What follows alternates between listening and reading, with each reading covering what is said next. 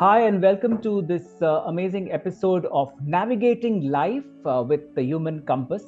And today on this episode, I have a very special guest joining in from Mumbai. He's Mr. Kamlesh Jain.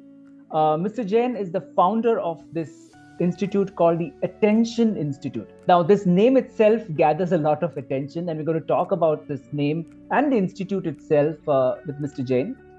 He's also a coach on mastering focus, attention, and he's also been a keynote speaker at various forums.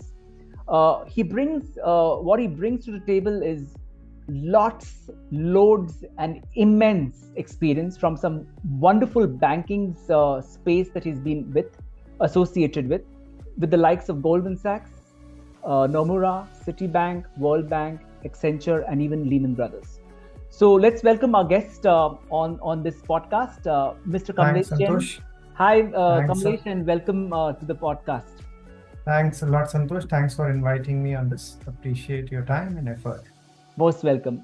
I'm sure you will be happy introduce. I mean, me addressing you as Kamlesh instead of Yeah, the formal Mr. Jain. yeah. Mr. So Jain sounds too old. I'm not retired yet, so that's okay. no, absolutely. So Kamlesh,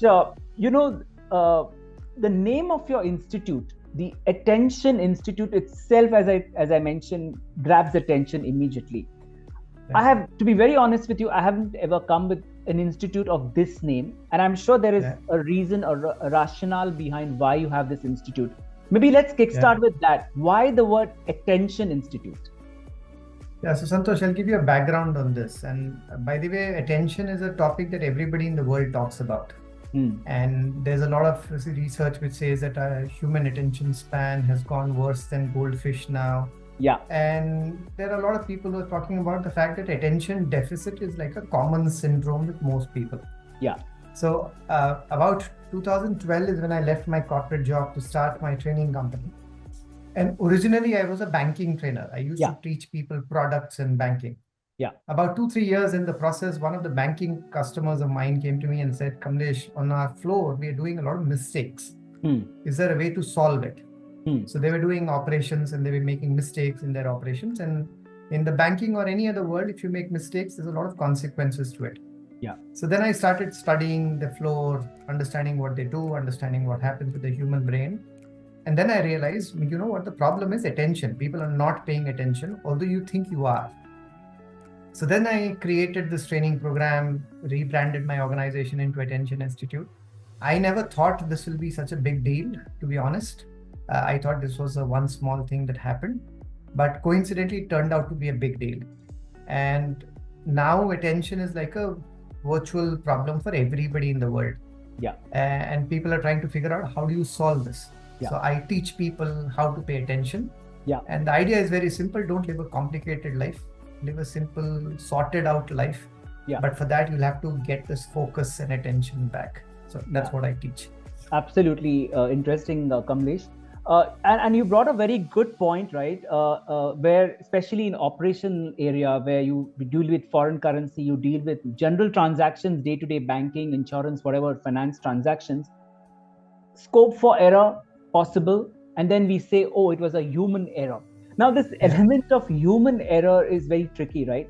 It could be a yeah, real accident to a business banking transaction. The human yeah, error, and I'm sure in today's organization, right, there is always the social media, somebody busy on the WhatsApp, somebody busy yeah, watching something on the YouTube. And this yeah, human error, it's definitely or possibly true because of this human error. yeah. What kind of experiences have you come when your clients talk to you? What are the challenges clients face on the ground? Maybe Yeah. if you could share a few. Yeah, so this word human error is very interesting, right? So a lot of us think that we are human beings, we are bound to make mistakes. In fact, we've gone one level ahead of that and we have started to believe that we are human beings. If we don't do mistake, who else will? There's a quotation in English. It's called to err is human, to forgive is divine. I Uh-huh. made a mistake. I can understand you are my manager. You should forgive, you're divine. Yeah, But there are consequences to losing your attention. yeah, And not just in one industry, there are tons and tons of examples. yeah. There's an example of Oscar award about 8 years ago, the wrong movie being awarded the best movie. And this is Oscars, by the way, Imagine. Yeah, the highest award in the movie industry. And the company that was awarding was one of the big four entities. Yeah. Now imagine that. Now forget 8 years ago, something happened just 3 weeks ago. There's a company called Lyft, which is a publicly listed company. They came out with their earnings announcement.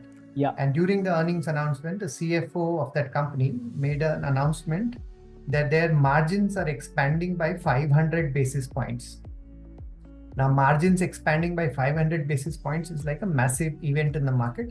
The stock went up by 67% in one day. Imagine. Yeah. And then about half an hour later, the CFO had to come and say, oh, my bad, that was 10 extra. Now, imagine this is the CFO making the mistake. Yeah. Now, you might think, you know what, this is okay, it's fine. In India, we have a very common word for this called chalta hai. It's okay. And in a lot of organizations, they find solutions for this also. So they find solution called maker-checker process. Yeah. 4-eye check, 8-eye check, or whatever. 8-eye check. And God knows whoever his eye is checking, that guy's eye is also not seeing. So you're seeing it, but you're not seeing it. Yeah. And there are consequences to this. Yeah. By the way, to be honest, we are not like this born. So Santosh, if I can ask you a question here, have you seen kids? Do you have experience with kids? Yeah. And if you think about kids, do kids have far more attention to detail than us? Yes or Probably no? yes. Probably yes. They all have far more attention to detail, even kids born today. So kids born in the post-COVID era, during COVID, pre-COVID, doesn't matter. Yeah. So the creator, who's the God, has not changed his manufacturing process. So the God is still creating the same product. Yeah. The problem is with our upbringing, our lifestyle, our behavior, the conditioning and the patterns. ecosystem probably. Yeah. And all of that causes this. And the tragedy of all of this is that because of all this, you now work longer. Yeah. You produce worse quality work. You're struggling with everything in your life. Yeah. You do everything and you think you're autopilot mode. Everything is happening, but you're making mistakes. So that's the whole idea, that organizations are struggling. They have manpower. They have automated everything. Still, people are making mistakes. And with automation, it brings even more bigger problem. Because earlier, when you have a manual process, you can stop it somewhere. Yeah. But now with automation, you can't stop it. Once you trigger it, it's gone. You can't. If I do a GPay transfer to you wrongly to somebody else, I can't get that money back. Yeah. So there are consequences to this. Absolutely. And we can reverse this. Yeah. But that's the challenge. Yeah. Yeah. You brought a very good, concept here about the attention deficit. And it so much syncs up with the title of my podcast, right, which is Human Compass. There's so much of gadgetry today where people are, double clicking on devices, talking over phones, looking at YouTube, as I mentioned, trying to apply for a job on LinkedIn while at their desk. And this probably not just applies to office desks, but this could be on the way, driving, including aircrafts for that matter, God forbid. Yeah. So if I double click on this, right, the kind of gadgetry world that we are in, make-believe world that Instagram image is so much that I want to be or aspire to be. My question to you comes is, as human beings, right, is there a way to kind of really reverse this attention deficit? Because there has to be a beginning somewhere to, reinstate, if I have to use the right word, to whatever age that we were in, but it's very challenging. How do you deal with the problem like this? What kind of solutions you give to your clients? Yeah, so Santosh, this has to be elaborated now. So let me give you a few concepts here. So Santosh, think about it. About 40, 50 years ago, when machines started coming in, when cars started coming in, people stopped doing physical activity and everything was done by machines. Yeah. Now, when everything was done by machines, we started using this word called sedentary lifestyle. And because of sedentary lifestyle, we had a lot of physical ailments in our system. So we started getting blood pressure, diabetes, backbone, God knows what all injuries and all that. Yeah. And that was because of the lifestyle that we had. Now, can you reverse this? Can you go back to our olden days? Probably not. But what do you need to do? You probably have to work on your physical body now. So you have to go to gym, you have to do walking, you have to do yoga.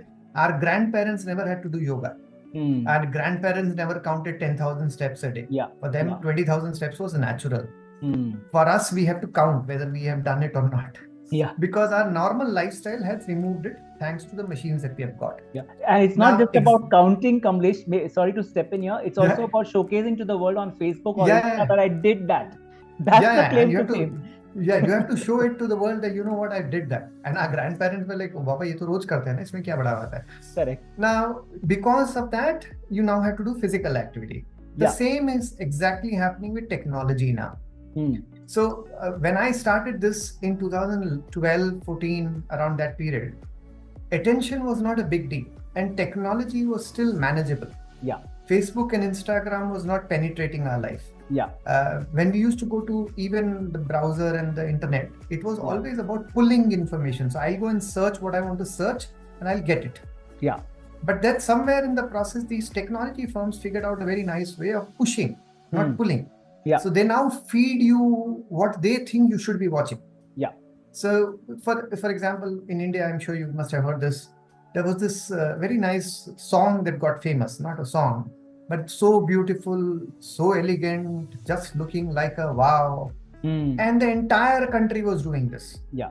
Now, does it add any value to you? No. Is it entertainment? Yeah, probably.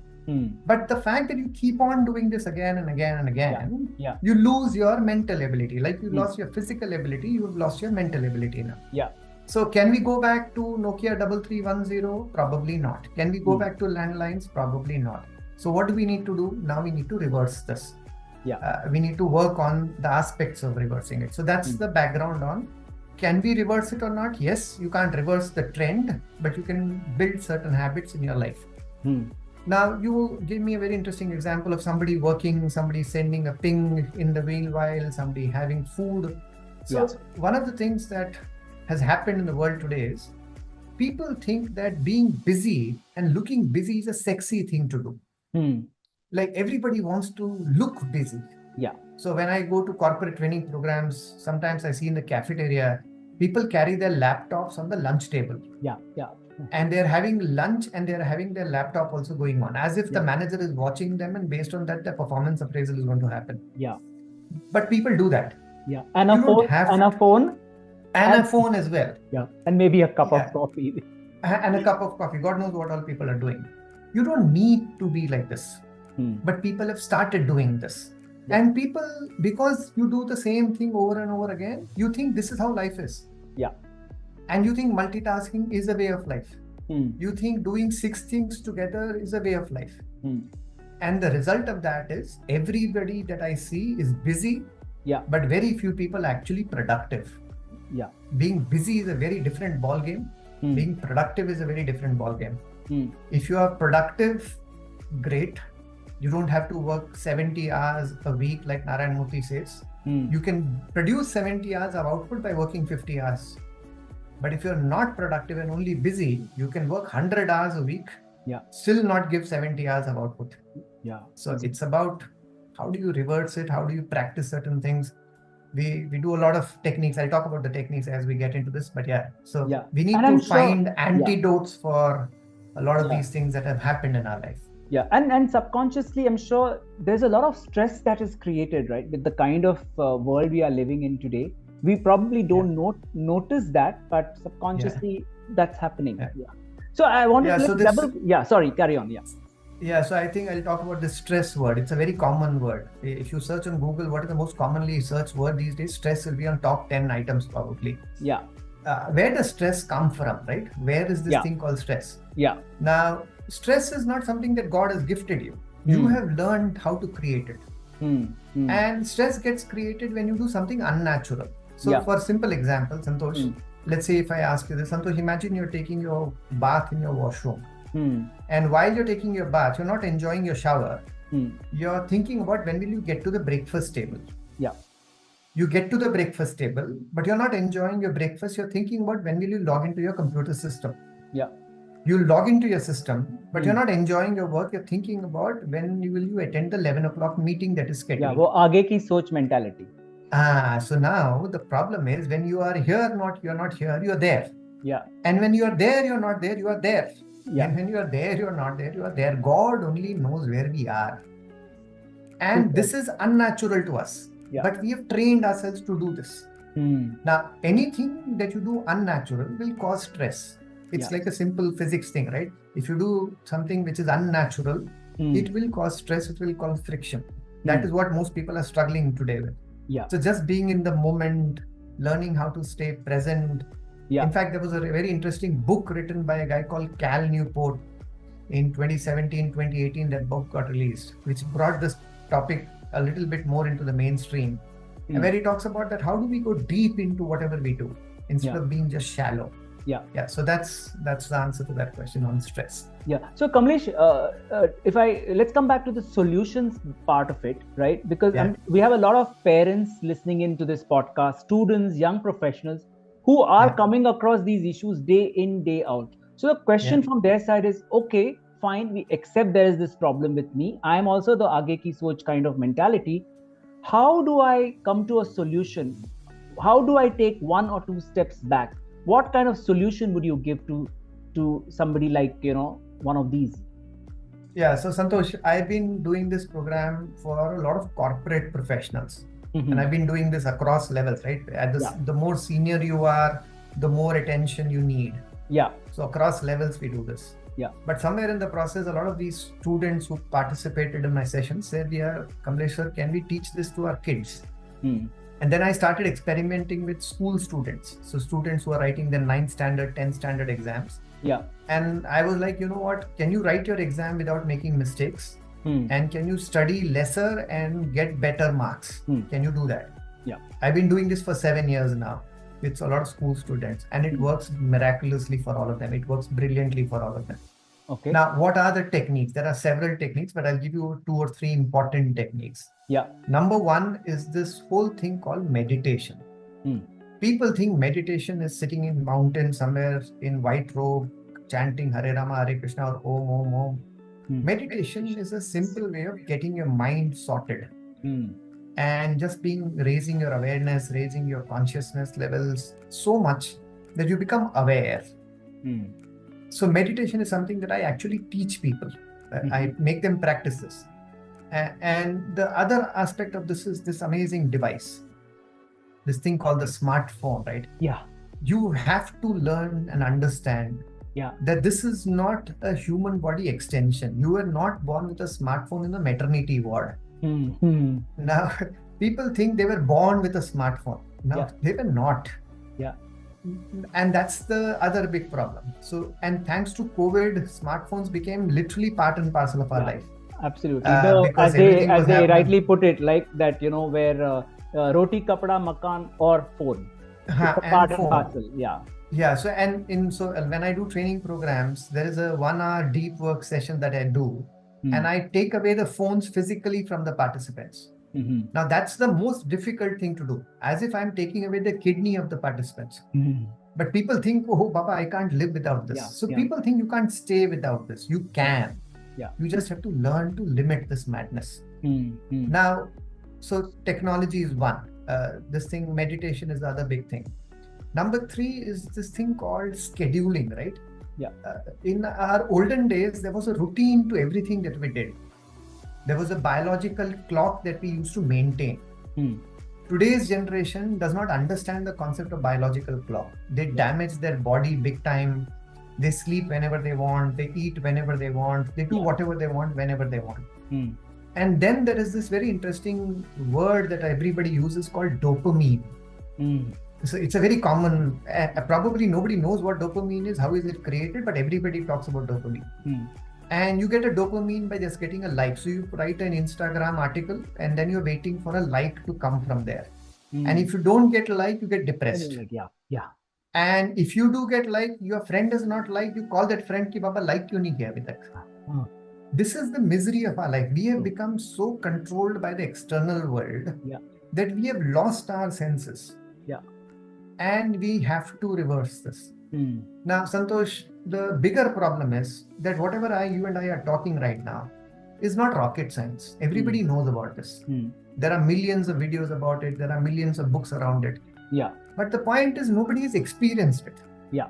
You have to experience it. You have to get into a zone where you experience it. And when you experience it, you realize, you know what? I can actually sleep much better. Yeah. I can do my work much faster. Yeah. And something that you have to experience it. So there are those techniques that people have to learn and implement. Meditation is a big thing, practicing mindfulness, and not just meditation per se, but just being mindful in everything that you're doing. Yeah. probably this kind of ambience or ecosystem where you don't have those as they call it, the electronic silence, probably used to be in on those aircrafts when you had those flying from one place to another. But now most of the aircraft slowly are introducing the Wi-Fi, paid option, free option, so even that charm is lost, right? They are selling drugs, and drugs are everywhere, right? Absolutely. And people are asking for it because you think you cannot live without it. True. I don't know, Santosh, if you know about this, but there is a thing called Vipassana meditation. Yeah. And I'm a big Vipassana meditation guy. And when you go there, you have to go there for 10 days minimum. And for 10 days, you can't carry your smartphones. Okay. Wow. So for 10 days, you have to just disconnect yourself. Yeah. And when I say not carry smartphones, you can't talk to anyone, you can't read anything, you can't write anything, you can't look eye into eye anybody. And when you do that, you realize what your real strength is, what you're made of, what you're capable of. Kahin hum log bhool gaye hain, and we have to get it back. Let's move to a different topic, Kamlesh.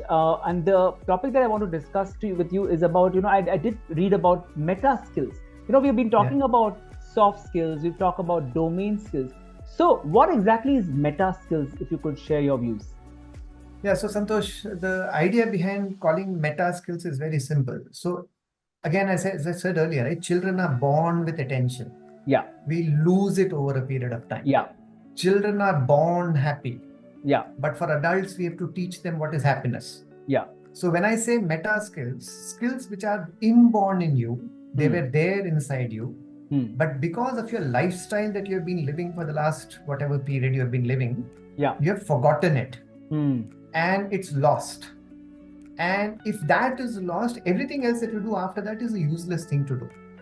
Yeah. So Santosh, simple example is, let's say, for example, I say to a client that, are you paying attention? Most clients will come to me and say, what is this training program? We have never heard about it.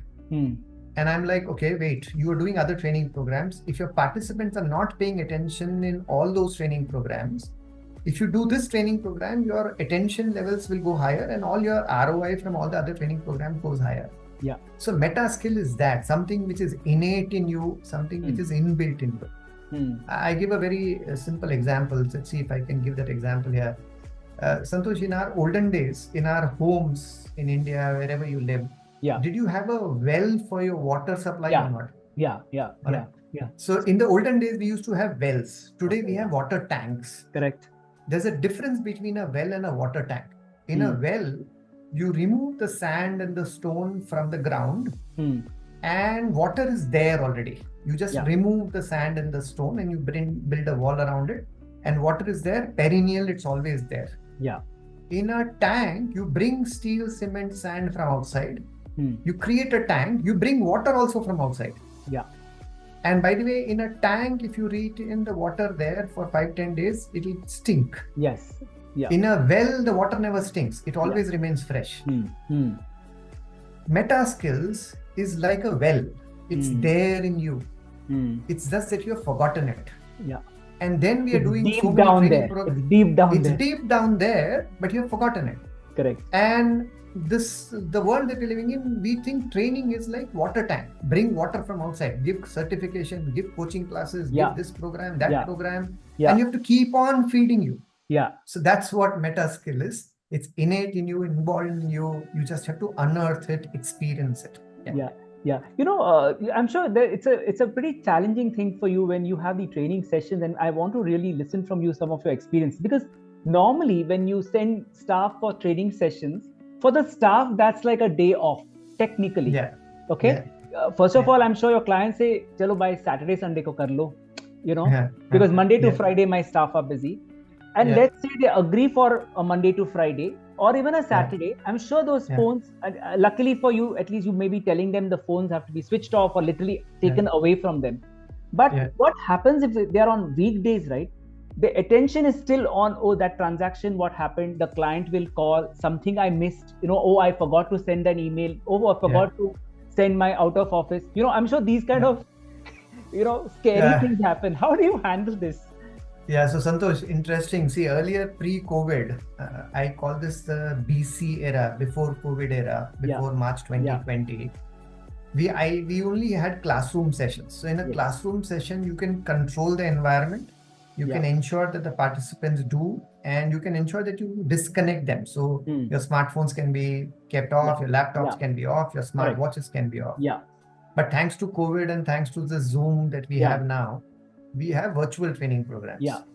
And sometimes these virtual sessions are so dangerous for me Yeah. that whether the participant is there or not, I don't know, Don't even because get to only know. I can see the logo there. Absolutely. And sometimes he may be there, but during the session, he'll send me a message, Kamlesh, I have another meeting. Can I attend that and come back again? Yeah. Yeah. I said, you can do that if you're in a movie theater. Yeah. But you're in a training program. You Yeah. can't do this. Correct. So it's difficult. But again, I go back to the same thing. The solution for that is not micro learning and give them bite-sized learning. The solution for that is immersive learning, which means immerse yourself. Unless you immerse yourself, there's no point. Yeah. So it's like saying eating, right? A lot of people say, Kamlesh, sitting 2 meals a day peacefully is difficult. I'll do snacking. I'll eat 20 times a day. Now, if you eat 20 times a day, you're inviting the doctor home very soon. Yeah. But if you have 2 good meals a day peacefully sitting in one place, you don't need so much food. Yeah. So you can change it, but people have to invest. People have to realize the value. Now, I'll give you another example here. So I give this example to a lot of participants. So Santosh, do you work in the kitchen? Do you help in the cooking process? Not really. No. Last one. You don't even. There's a place tea called and kitchen coffee in your house. Of course. Tea and coffee. Yeah. So imagine you cut potatoes in your kitchen every day. Yeah. And imagine you have one knife in your kitchen with which you cut potatoes every day. Yeah. If you keep cutting potatoes every single day with that one knife that you have in your kitchen, after 2, 3, 4, 5, 6, 7, 8, 9 months of cutting potatoes every single day with that one knife that you have in your kitchen, will it take longer for you to cut the potatoes, or will it take shorter for you to cut the faster. potatoes? Yeah, you got used to it. Yeah. Yeah, so Santosh, that's where you go wrong. Oh, is it? You think it will be shorter because you have become an expert in cutting potatoes. You're now a subject matter expert, as we call in the banking industry. Yeah. But Santosh, remember I said you're using the same knife every single day. So you think it will take shorter, but remember I said you're using the same knife every single day. Yeah. Now, if you use the same knife every single day for that longer period of time, eventually your knife will go blunt. Okay. And those who work in the kitchen know this very well, that they'll either buy a new knife or they'll sharpen the old knife. Now, in the kitchen, we understand this, but we don't understand this about our brain. Yeah. When we were born with extremely sharp minds, and our attention levels are extremely high when we were born. But when you grow up, in the process of growing up, you destroy this. You have never sharpened this at all. So that's what it is. You have to get this sharpness back. And unless you get the sharpness back, you can't do anything. And by the way, once you get the sharpness back, now you will cut the potatoes much faster. Yeah. You will actually do much better quality work without any stress. Yeah. And with peaceful environment. Absolutely. So that's all about sharpening this thing called mind, because this is our real asset. Well put, Kamlesh. My other question for you, and I've been reading your profile, I come across this term Ikigai, right? So what is this, and how are you actually living this Ikigai life? Very interesting. Yeah, so Ikigai is actually a very interesting book that got released a few years ago. And it became popular as a term only because of that book. Okay. By the way, I've lived in Japan for a couple of years. Oh, okay. And because of my life in Japan, and a lot of things that I teach are from Japan, a lot of people in Japan have this concept called Ikigai life. I don't know if you have seen this documentary series on Netflix called Live to 100. Okay. And it talks about people where they live longer, cities and towns where people live for more than 100 years. Highest number of centenarians live. Okay. And the word Ikigai comes from there. Now, what is Ikigai? Okay. It's very simple. Living a life of purpose. Living a life where you wake up every day and saying, you know what, I'm ready to do something. There is a reason for your existence. There's a reason for your being. So when I left the high-flying investment banking job in 2011, a lot of people were shocked saying, hey, Kamlesh, why is this guy leaving such a high-flying job, and who leaves Goldman Sachs or Lehman Brothers and all that? But I left because there was a purpose in my life, which is teaching. I love teaching. Wonderful. Yeah. And now my purpose has become, how do you reverse this attention deficit, Yeah. and how to make people live happier and live longer. Just be happy. Yeah. So this is what I call my Ikigai life. So now I don't have weekends. I don't have a concept called weekdays and weekends. I can work 18 hours a day. I don't get tired at all. Yeah. And I enjoy what I do. Yeah. So Very if today God was to passion, call me right? back, passion, Ikigai, purpose. Yeah. And today God was to call me, I'm like, okay, I'm done. I've done everything that I wanted to do in my life, and that is why I call this Ikigai life. Wonderful, wonderful. Before we leave, before I let you go, I'm going to ask you a question, which probably is going to be very easy to answer for you, given your tons of experience, and now even with the Attention Institute. But it's going to be very challenging for you to convey to that audience. Okay, so I want you to prepare you for that. What would be a simple, straightforward message based on all your experience for the Gen Zs or the Zen Alphas, as we call it? How do you convince them, ki boss, beyond social media, beyond a Netflix, beyond an Instagram, there is a life, and how do I, live one? Yeah, so Santosh, there is a very interesting movie that got released on Netflix a few weeks ago, a few months ago, called Kho Gaye Hum Kahan. And it's a beautiful movie to watch. And it's a movie on Gen Zs, exactly the Gen Zs or Zen Alphas, as you call it. But everybody should watch that movie for sure. Yeah. But my humble request to everybody will be that stay away from this outside world. And just change your compass and go inside. And the moment you get inside, your core is right here. Yeah. You have forgotten your core and you're working on the circumference. Yeah. There's no point of working on the circumference. Get to your center, get to your core, and the core is here. And by the way, that doesn't mean that you're not on social media. That doesn't mean that you're not somewhere else. You are there, but you're consciously there. You know when to go there, you know when to come back. You know that you're not being... So there's a nice line in that movie which said, when you have friends, why do you need followers? Yeah. So in life, we need friends. We don't need followers. Yeah. And even if you have 1 lakh or 1 million followers, and if you don't have 2 friends, you will be in depression for sure. True. So I would say to the entire world, whoever it is, that if you want to live a pure, happy, joyful, successful, high-flying life, get to your center. Don't look around outside. बाहर कुछ नहीं मिलने वाला, जो मिलेगा वो अंदर ही मिलेगा. Yeah. We end this episode of this podcast and incidentally, ironically named the Human Compass, where you did mention that it's time to bring the compass back to you. Understand yourself first, and more importantly, live your life. Right? I think that's a very important message. And a lot of our audiences, especially parents, of youngsters and in this generation, I'm sure, look for somebody, a third party, to convey this message to their kids. And I'm sure this episode, Kamlesh ji, I'm sure has helped a lot of our audiences, of a lot of our listeners to know, okay, there is some hope, and that's the way one can lead life.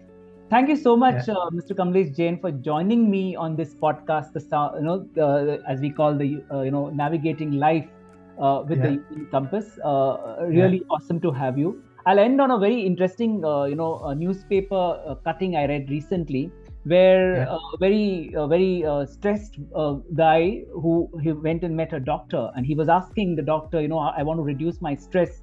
How do I? Apparently, he was in a very senior leadership role. So the doctor said the only solution is earn less. Probably that's a great answer. So Santosh, to add on that, there's a fantastic book called Psychology of Money. And in that, there's a very nice word written saying, those who have enough are the richest people in the world. Now, those who are still craving for more and more are not rich, they are beggars. True. Those who have enough are the richest people in the world. So because eventually it ends up in health issues, stress, family issues, marital issues, too many things, right? Which become... And you don't need so much. Life is simple. Keep it simple. Don't complicate life at all. But anyways, thanks a lot for spending the time here and taking time out to ask all those interesting questions. Appreciate it. Thank you so much. Well, with that, we come to the end of this episode of Navigating Life with the Human Compass. With me, Santosh Sirur, and my guest today, Mr. Kamlesh Jain. Thank you for being on this podcast. Bye bye and take care.